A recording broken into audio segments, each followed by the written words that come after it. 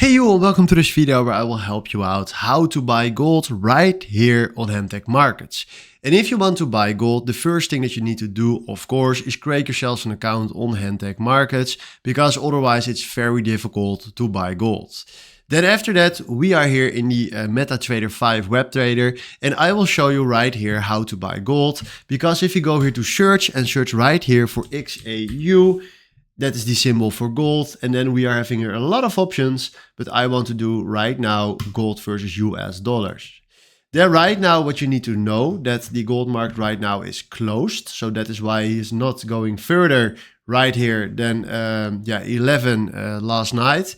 So what we're going to do right now is we click here on new order. Select right here the volume that we want to buy. So let's do a 0.01. That is exactly 1 XAU dollar.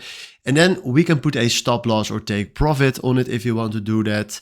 And then after that, if you decided for yourselves, if you want to do that, we click right here on buy by market.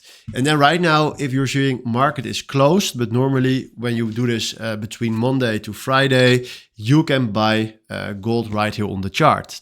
So hopefully this was exactly the video where I was looking for. Thanks for watching and have a wonderful day. Ciao.